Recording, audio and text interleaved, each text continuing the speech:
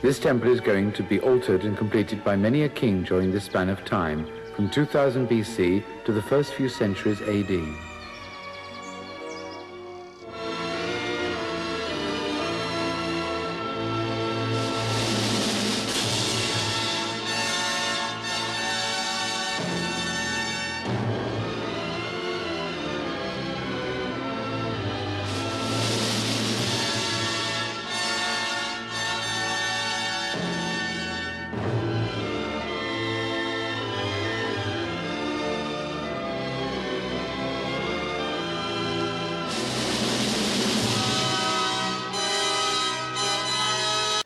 A temple is first and foremost the house of a god. Amun means the hidden, the invisible god.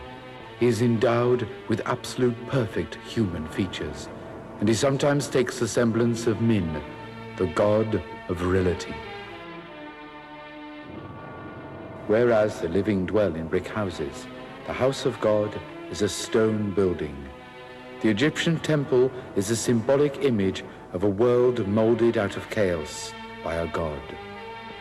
The house of this god that rules over the earth is not a place where people pray and worship. It is the repository of divine and magical forces. The temple is meant to sustain the equilibrium of creation, which is permanently under threat of falling back into original chaos.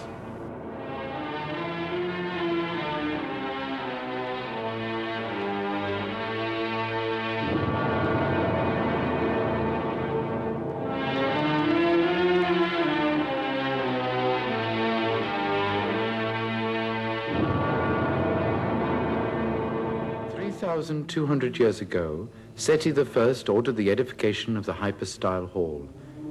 According to a papyrus scroll, there were exactly 2,100 people appointed to the service of the god Amun under Ramses III.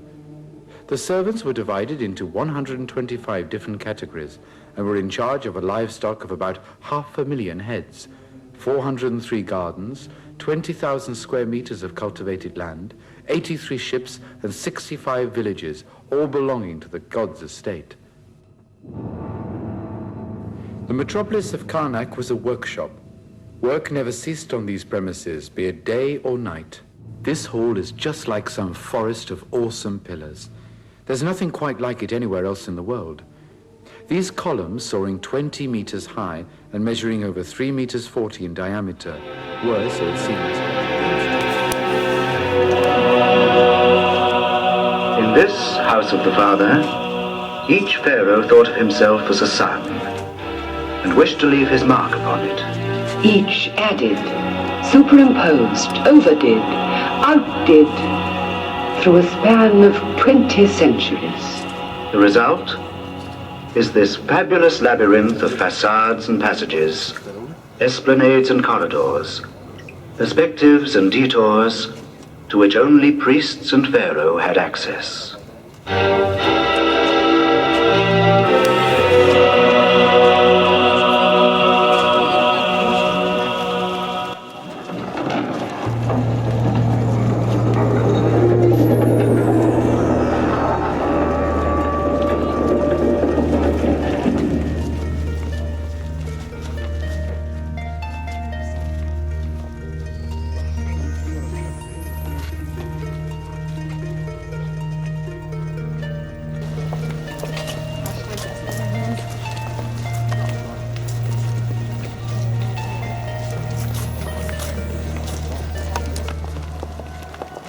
Where the whole garrison of mystic votaries watched over the great divine scheme of things.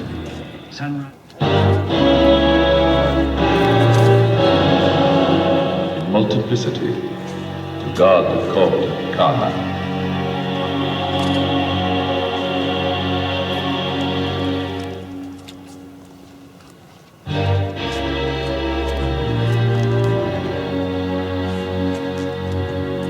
Time of its full splendor, this citadel could only be reached by a royal canal and a sacred avenue, and on the holy quayside, in the shade of the sycamores, by the pontiff and his...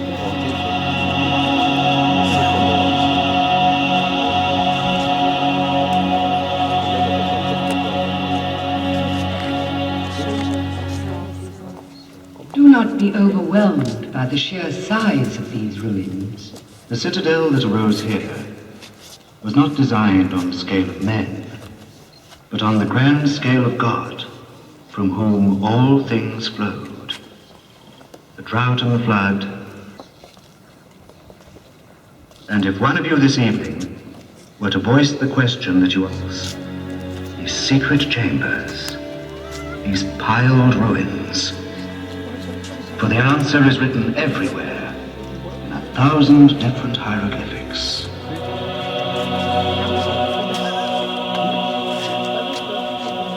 I am the father of fathers, the mother of mothers, and the bull of the seven celestial kine.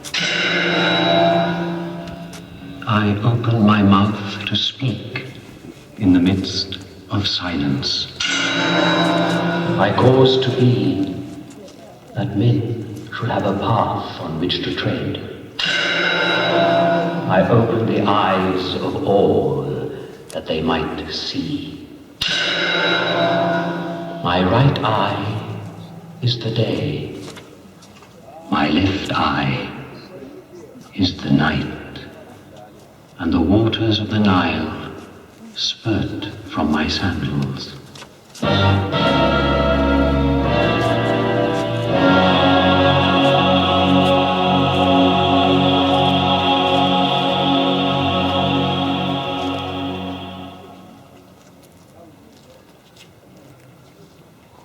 All things had for wife the goddess Mut, who sat a little below him, wearing a royal headdress of vulture feathers. Near to the father and the mother is the son, Hans, standing rigid as a mummy, with a crescent moon picked out upon his oblong head. They made up the Karnak triad, the Holy Family, for whom, and for 2,000 years, ceaselessly, complex fortifications were built by the hands of men.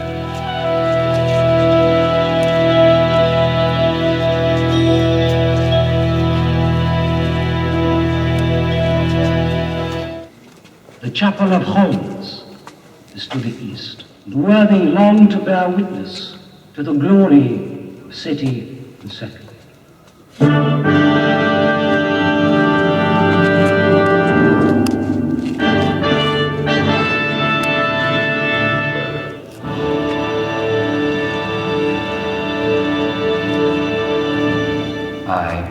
Tutankhamun, the youthful pharaoh who re-established Amun in all his power and glory after the treachery of my brother, I have left behind me in this courtyard a gracious colonnade and an alabaster block that served as an altar for the divine heart.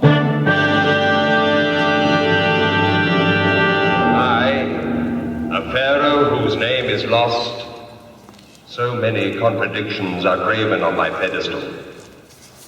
I left the symbolic image of all the pharaohs.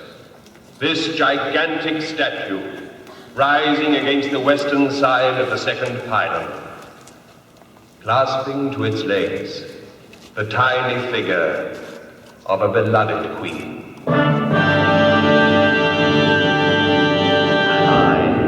Ramesses II, the grand elder of the Ramesside dynasty, the flame of the 19th dynasty. I claim the honor more than 3,000 years ago of having completed this second pylon you are about to pass. At its foot, I placed the stela telling of the victory of Kamoses over the Hyksos from the east. Two of my images watch over the gates of the sanctuary. Only the southern statue has remained intact, but it is enough to keep alive the memory of my august reign. For 67 years, I wore the double crown of Upper and Lower Egypt. 3 royal queens shared my bed. The third was the daughter of the Hittite king, the most powerful monarch of Asia Minor. You may measure the vastness of my empire, but to judge the span of my life, know that after her I married 4 of my own daughters, and that the number of my children was 92 boys and 106 girls.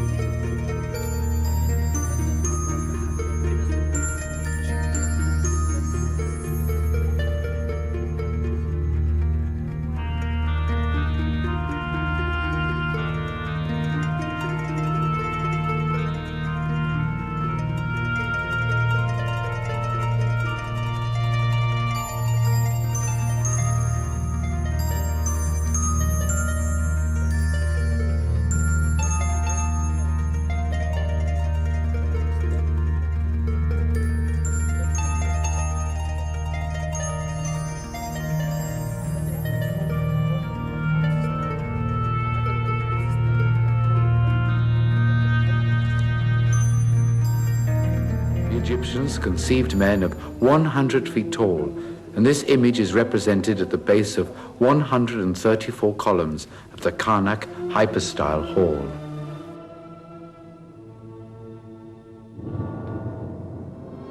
Viewed from above, the Hypostyle Hall appears clearly as the ancestor of the nave of a medieval cathedral.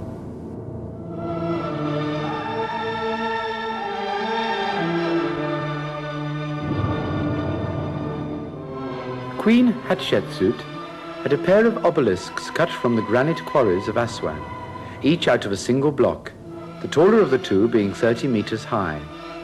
She had these words of pride engraved in hieroglyphics. When you will tell about my doings, you will say, no one amongst us knows how such a mountain of gold arose. Hark my words. I, the queen, gave handfuls of gold to have these monuments gilded. For I know that Karnak is the boundary between heaven and earth.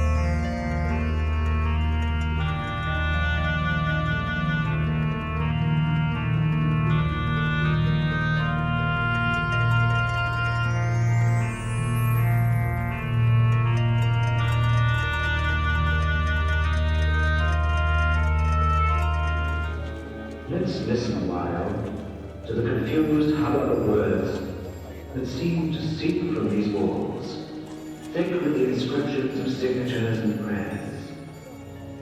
Let's dream this forest of symbols.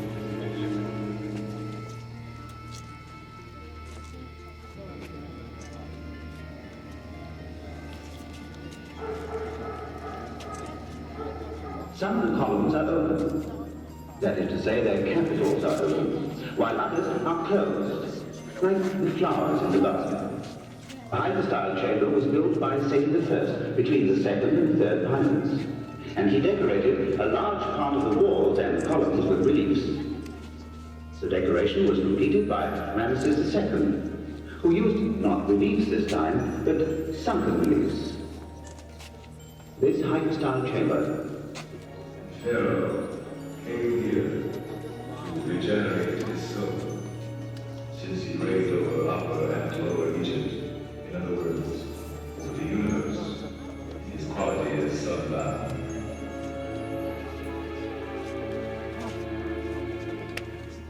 Let's admire this cluster of columns, in which the architect has striven to capture the very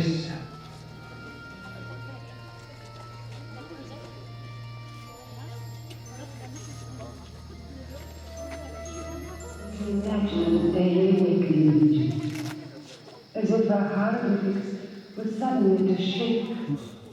The Creator is present in blessing the hoof of an ox.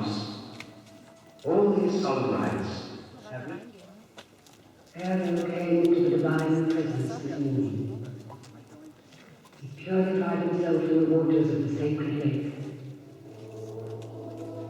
He will proceed to awaken. And Karnak seemed to be relegated to the shadows.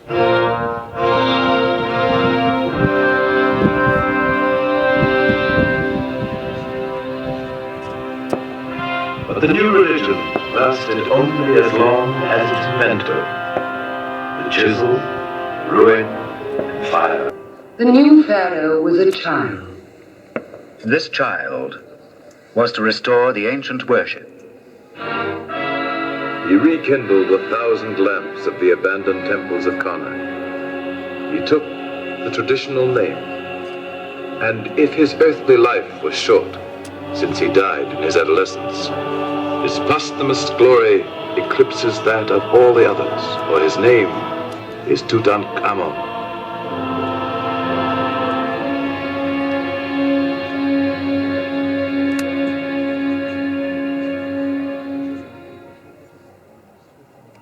His makeshift tomb was dug in the very floor of the Valley of the Kings. Over there. It escaped the looters for 3,000 years. And in 1922, everything was there. The sarcophagi, one inside the other.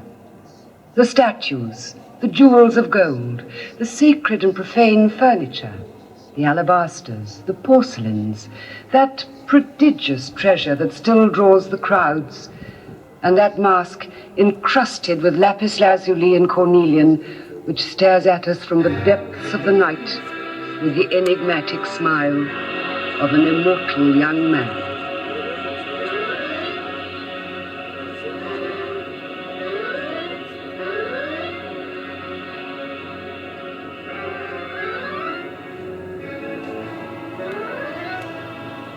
Let us return for a moment to the distant centuries when the world's first great queen, Hatshepsut, was inspired to dedicate 2 golden obelisks to Ammon.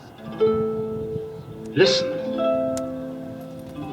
Behold, I was sitting in my palace, meditating upon the being who created me, when the voice of my heart spoke, telling me to make 2 golden obelisks for him. My spirit took fire, thinking of what the men who would later see these monuments would say.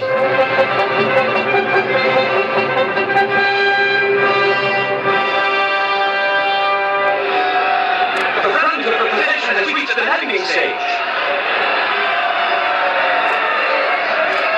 Ammon is hoisted on his vessel, and it swings to face the current. But is strong, and the bare-chested men in the towing crowds row for all their worth.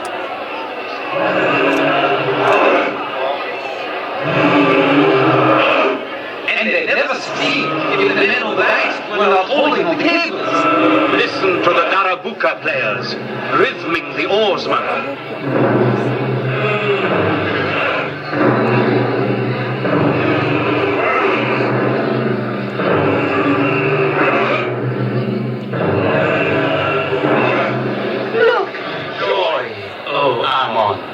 And give us joy too during these days of feast.